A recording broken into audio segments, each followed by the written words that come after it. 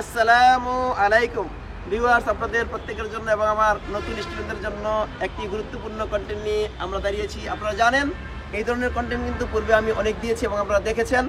দেখে কিন্তু আজকে আমার চ্যানেলটাকে পুরো 1 লক্ষ সাবস্ক্রাইব হয়ে গেছে। মোটামুটি আপনাদের সকলকে ধন্যবাদ জানিয়ে আমার নতুন কন্টেন্ট নিয়ে আমি এখন দাঁড়িয়েছি। আজকের কন্টেন্টটা হচ্ছে একটি গাড়ি এবং ইঞ্জিনের বিভিন্ন অংশের নাম এবং কাজ জানা। এই আমাদের স্টুডেন্টদেরকে একটু দেখাই, আমরা দেখি সবাইকে। এখন আমরা যেটা করবো সেটা হলো, আমি একজন ড্রাইভার বা একজন মেকানিক্স, কিন্তু আমরা জানি না যে একটি ইঞ্জিনের এবং গাড়ির বিভিন্ন অংশের কোনটার কি নাম। তাহলে পরে যদি নষ্ট হয় তাহলে আমরা কীভাবে ঠিক করবো? সেই কারণে হয় কি, আমরা অবশ্যই আমার এই কন্টেন্টটা সুন্দরভাবে দেখার চেষ্টা করব। দেখেন, 1 নম্বর শুরু করি আমরা। এটা হচ্ছে কি বনেট বা হুড নাকি? আচ্ছা, তারপরে আসেন, তারপরে হচ্ছে এই হেডলাইট। হেডলাইট কোথায় থাকে? এই যে হেডলাইট, এটা হচ্ছে হেডলাইট।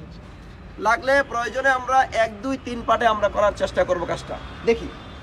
তারপরে দেখেন এটা কি ব্যাটারি। ব্যাটারি আলোচনা করবো। দেখো এখানে এই যে এই জায়গার ভিতরে ব্যাটারির ভিতরে কিন্তু টার্মিনাল দেয় কয়টা? 2টা। একটা হলো পজিটিভ টার্মিনাল আর হচ্ছে নেগেটিভ টার্মিনাল। নতুন তথ্য হচ্ছে আপনাদের জন্য, পজিটিভ টার্মিনালের ভিতরে যে কেবলটা থাকবে নাকি, দেখেন এটা খুব টাইট করে লাগানো আছে, খেয়াল করেন, টাইট করে লাগানো আছে। এই পজিটিভ টার্মিনালটা যদি লুজ হয় তাহলে কি হবে? এটা গলে যাবে নাকি? এবং মাথায় রাখতে হবে, আমাদের যত গাড়ি আছে দুনিয়াতে, সকল গাড়ির জন্য পজিটিভ টার্মিনালের যে কেবলটা আছে সেই কেবলটা হচ্ছে 1 থেকে 1.5 সেন্টিমিটার পর্যন্ত তার থিকনেস হইতে হবে, তাহলে কিন্তু গলে যাবে, লোড নিতে পারবে না। আর নেগেটিভ টার্মিনাল চেনার উপায় হলো, দেখবেন যে একটা তার দিয়ে দেখেন এখানে সরাসরি বডির সাথে লাগানো আছে, দেখেন সরাসরি বডির সাথে লাগানো থাকবে। সুতরাং এটা চিনতে কোনো অসুবিধা নাই। আমরা কথা বুঝতে পারছি কিনা? আচ্ছা, এবার দেখো তো মোটামুটি আমরা ব্যাটারি বুঝলাম। তারপরে চলে আসি আমরা রেডিয়েটরের কাছে। এটা হলো কি একটা রেডিয়েটর। এটা হচ্ছে কি ওভারফ্লো লাইন। কি লাইন? Overflow line. নাম হচ্ছে এটা ওভারফ্লো লাইন, কিন্তু এটার কাজ হচ্ছে যখনই এই রেডিয়েটরের ভিতরে পানি একটু কমে যাবে তখন কিন্তু এখান থেকে পানি আনবে। কোনো সময় বলে আমরা এই কথা চিন্তা করবো না যে এখান থেকে পানি সবসময় যাবে। সবসময় যদি এখান থেকে পানি যায় তাহলে তো খালি হয়ে যাবে নাকি? সুতরাং আমাদের মাথায় রাখতে হবে। আর সবচেয়ে গুরুত্বপূর্ণ অংশ হচ্ছে কি প্রেসার ক্যাপ। মাথায় রাখবেন, গাড়িতে 2টি গুরুত্বপূর্ণ ক্যাপ আছে। 1 নম্বর হচ্ছে প্রেসার ক্যাপ। কি ক্যাপ? Pressure cap. 2 নম্বর হচ্ছে ফিলার ক্যাপ। কি ক্যাপ? Filler cap. তাহলে লেখেন, প্রেসার ক্যাপ লেখছেন কিনা, তাহলে ফিলার ক্যাপ লেখছেন কিনা আপনারা দেখেন। এবার আসি, এই প্রেসার ক্যাপের ভিতরে থাকে, একটু আমরা খেয়াল করি, এই প্রেসার ক্যাপের ভিতরে 2টি বাল্ব থাকবে। একটা হচ্ছে প্রেসার বাল্ব, একটা হচ্ছে ভ্যাকুয়াম বাল্ব। খেয়াল করি আমরা, এটা হচ্ছে 2টা বাল্ব থাকবে। যদি মনে করেন এই বাল্বগুলো নষ্ট হয়, যেমন প্রেসার বাল্ব যদি নষ্ট হয়, তাহলে পরে ইঞ্জিনের যেই হিটের পরে যে প্রেসার হবে সেই প্রেসারটা ধরে রাখতে পারবে না। আমরা বুঝছি কিনা? আরেকটা হচ্ছে ভ্যাকুয়াম বাল্ব, আরেকটা হচ্ছে কি ভ্যাকুয়াম বাল্ব। এই 2 ধরনের বাল্ব হচ্ছে। ভ্যাকুয়াম বাল্ব হচ্ছে এইটা, যখনই আমার কোনো কারণে এই রেডিয়েটরের ভিতরের পানি যখন কমবে তখন ভ্যাকুয়াম বাল্বটা খুলে যাবে। খুলে গেলে টান দিয়ে এখান থেকে পানি এখানে নিয়ে যাবে। আমরা কথা বুঝতে পারছি কিনা? যাক, মোটামুটি এটুকু আমরা বুঝলাম। তারপরে হচ্ছে রেডিয়েটরের কথা আসি। রেডিয়েটর এটা হলো আপার ট্যাঙ্ক নাকি? এটা কি ট্যাঙ্ক? অথবা আপার হোস পাইপের। দেখেন রেডিয়েটর এটা কি আপার ট্যাঙ্ক। কি ট্যাঙ্ক? এটা আপার ট্যাঙ্ক। আর নিচে একটা কি আছে? কি লোয়ার ট্যাঙ্ক। এই আপার ট্যাঙ্কের ভিতরে এটা হলো আপার হোস পাইপ। কি পাইপ? আপার হোস পাইপ। নিচেরটা কি? এই নিচে একটা দেওয়া আছে, দেখেন বলা লোয়ার হোস পাইপ। যেটা লোয়ার হোস পাইপ। দেখেন, ইঞ্জিন যখন ওভারহিট হয়, ড্রাইভার তখন বলে যে আমার ইঞ্জিন ওভারহিট হয়েছে, কিন্তু তখন আমি মেকানিক্স হিসেবে যেটা করবো সেটা হলো এরকম চাপ ধরে দেখবো। খেয়াল করেন, দেখেন এটার ভিতরে পানি ভরে না, কিন্তু চাপ দেন একেবারে সফট। যখনই আপনার মনে করেন এরকম সফট মনে না হবে তখন বুঝতে হবে ঠিকই এটার ভিতরে এখানে হিট হয়েছে, গ্যাস হয়েছে ইঞ্জিনে। ঠিক আছে, বুঝছি কিনা আমরা?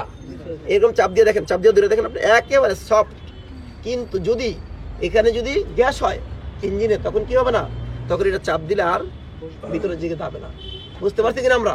এগুলো কিন্তু একটু প্র্যাকটিক্যাল জিনিস আমাদের মাথায় রাখতে হবে। লোয়ার ট্যাঙ্কও এখানে একই রকম। এরপরে মনে করেন যে এখানে আছে হলো এর সাথে থার্মোস্টেট বাল্ব থাকবে, এক্সপানশন বাল্ব বা থার্মোস্টেট বাল্ব বলা হয়ে থাকে।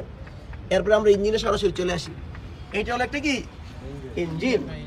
এই ইঞ্জিন কিন্তু সাধারণত এখানে আমি বলেছি পূর্বেও যে ইঞ্জিন এগুলো কি engine, EFI engine, electronic fuel injection. এই ইএফআই ইঞ্জিনে দেখেন সকল ইঞ্জিনের জন্য আমাদের পার্ট হইলো কয়টা, 4টা।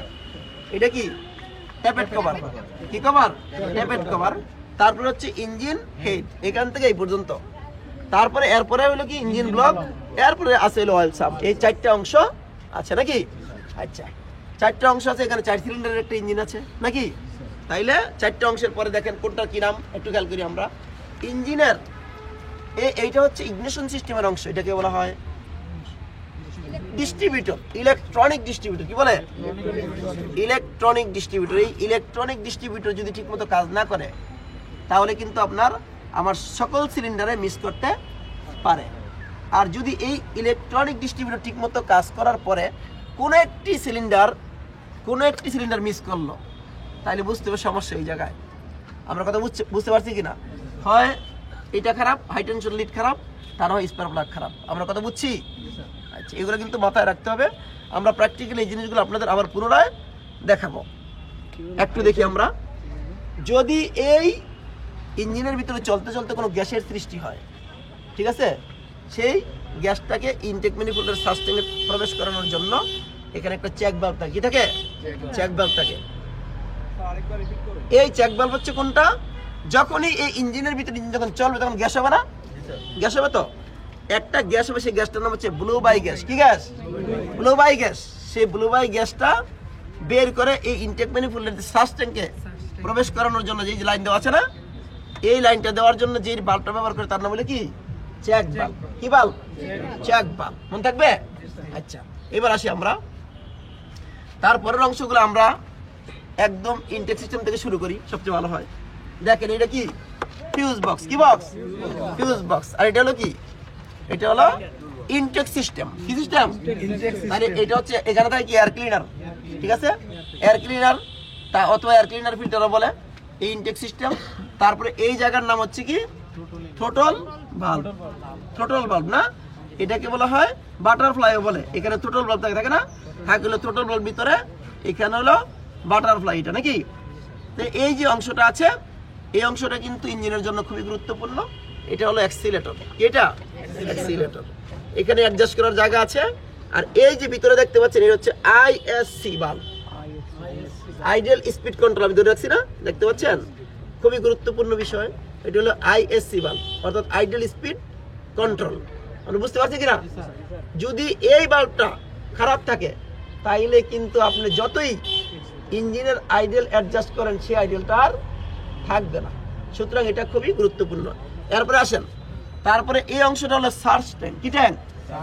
Search tank. কি ট্যাঙ্ক? Surge tank. এখানে বাতাস জমা থাকে।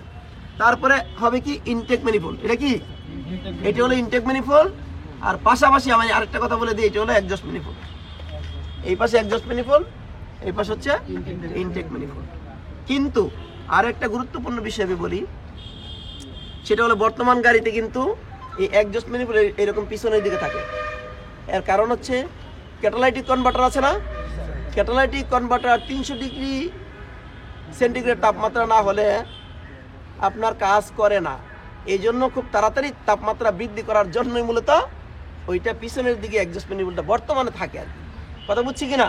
সুতরাং এই জন্য হয় কি, শোনেন, এই জন্য আমরা কি করব, এই অংশগুলো জানার জন্য সুন্দরভাবে আমার এই ভিডিওটা দেখলে পরে অবশ্যই বুঝতে পারবেন। এবার আসেন, যদি এরপরে আসি আমরা ফুয়েল সিস্টেমে চলে আসি।